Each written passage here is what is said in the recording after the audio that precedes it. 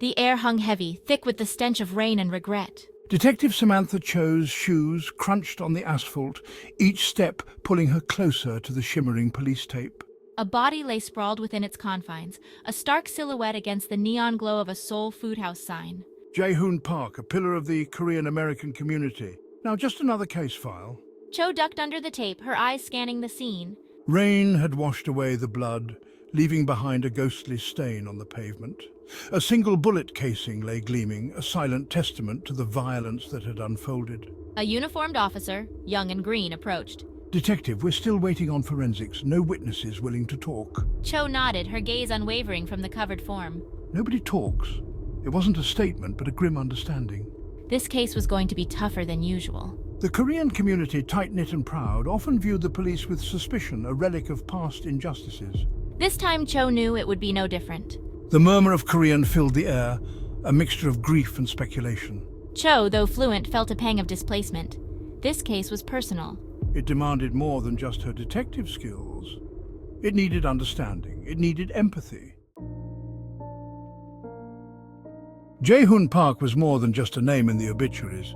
He was a symbol. Cho stood in Park's restaurant, the aroma of kimchi and spices a painful reminder of what had been lost. Photos lined the walls, showcasing Park's life, his immigration, his marriage, the joy in his eyes as he held his newborn son. Cho felt a familiar ache in her chest. She too knew the struggle of being Korean in a city that often felt indifferent. Park had been a beacon of hope, a testament to their shared heritage.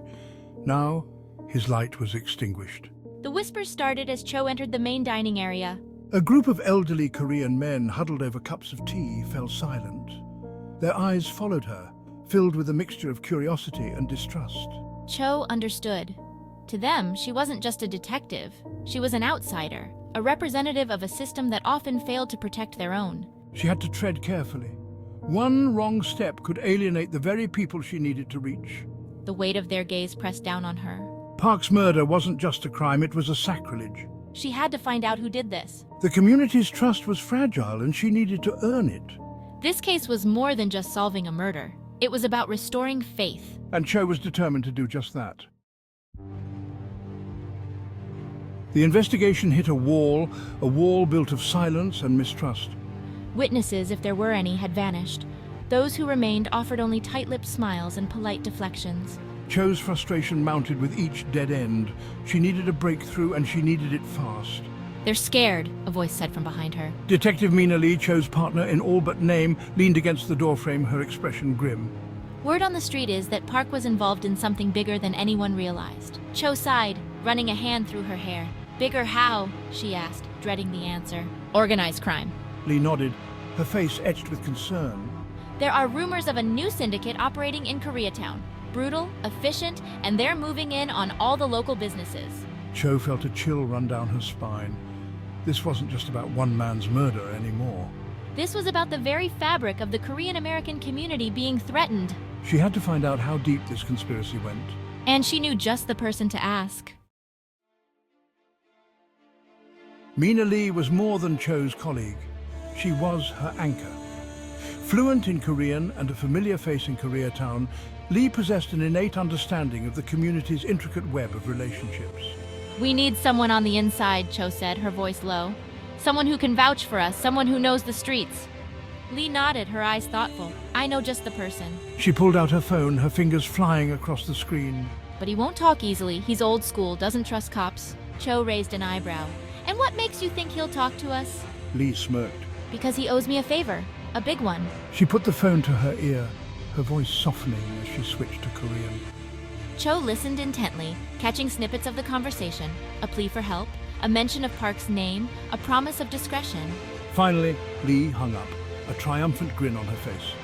He'll meet us tonight, but be warned, he's not going to make it easy. Cho smiled, a flicker of hope igniting within her. Good, she said, her voice laced with steel, because we're not going to ask easy questions. This was their chance to break through the wall of silence. And they were ready. The restaurant was tucked away in a narrow alley, its neon sign flickering a pale imitation of life. The air inside was thick with the smell of stale cigarettes and simmering broth. A lone figure sat hunched over a bowl of noodles, his back to the entrance. Yoon-suk, Lee led the way, her hand resting lightly on Cho's arm, a silent reminder to tread carefully. Yunsuk didn't acknowledge them until they were standing right beside him. He finally looked up, his eyes bloodshot and weary, taking them in with a practiced indifference. "Mina," he grunted, his voice roughened by years of cheap liquor and unspoken truths. "Didn't expect to see you here. Brought a friend." Cho could feel his gaze, sharp and assessing, boring into her. She offered a respectful nod. "Detective Cho," she said, her tone even. "We need your help." Yunsuk slurped his noodles, the silence stretching taut. Finally, he set down his chopsticks, a hint of amusement flickering in his eyes. "Help is a dangerous business, Detective, especially for those who ask for it." "We're willing to take that risk." Yunsuk's eyes narrowed, weighing their resolve. "Then you better be ready for what comes next."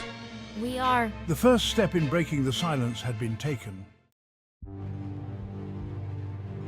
Yunsuk was a treasure trove of information, but prying it loose was like pulling teeth. He spoke in riddles, his words laced with cynicism and a weariness born from witnessing too much darkness. He confirmed their suspicions about the new syndicate, a shadowy organization known as the Kangpei Dragon. But he refused to divulge names, his loyalty to the streets running deeper than any badge. "They're like ghosts," he said, his voice barely a whisper. "Everywhere and nowhere. They control everything. Gambling, protection, even the local markets." Park. He tried to fight them. He wanted to keep his business clean, protect his people. Cho felt a surge of admiration for the murdered man. He had stood up to monsters knowing the risks. "Why didn't he go to the police?" Cho asked, her voice tight. Yunsuk let out a humorless chuckle. "And tell them what? That a ghost was threatening him? They wouldn't believe him. They don't want to believe. It's easier to look away." His words stung, but Cho knew there was truth in them. The police often turned a blind eye to the struggles of immigrant communities, dismissing their concerns as cultural misunderstandings. But this was different. This was a cancer eating away at the heart of Koreatown. And Cho vowed to cut it out, She would bring the Kangpei Dragon down. no matter the cost. The fight had only just begun.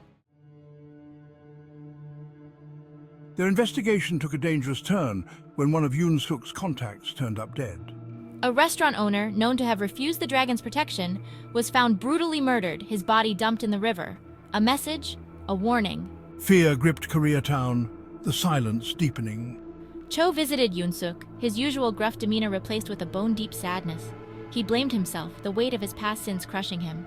"I told him to stay quiet. I told him it was safer that way." Cho placed a hand on his arm, her heart aching for the old man's pain.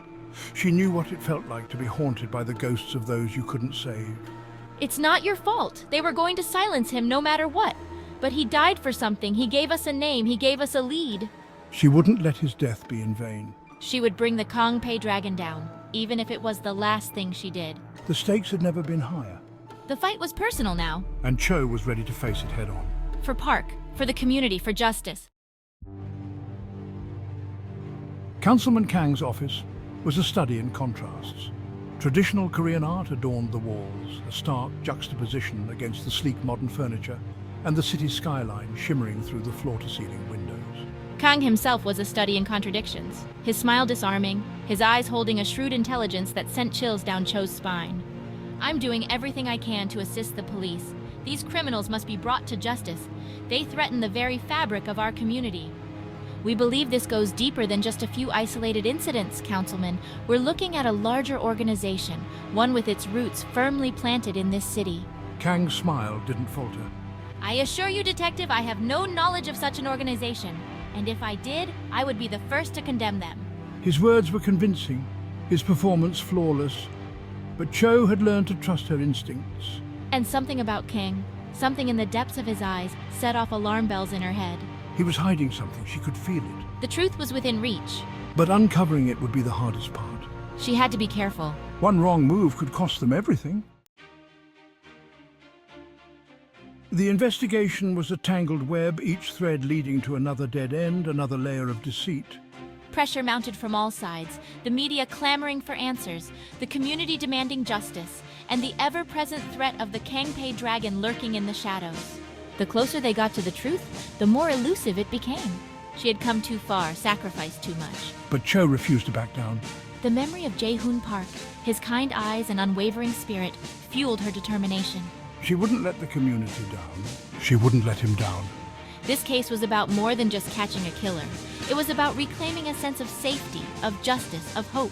It was about sending a message that the shadows wouldn't win, that even in the face of fear, courage could prevail. The fight was far from over, but as Cho stared out at the city that never slept, she felt a surge of resolve. She would expose their secrets and shatter their grip on Koreatown. She would bring the Kangpei dragon down. She would ensure that Jae-hoon Park's death was not in vain. This wasn't just a case, it was a promise. A promise whispered in the darkness, a vow etched in the heart of a detective who refused to let the shadows win. The end was in sight and Cho was ready to face it.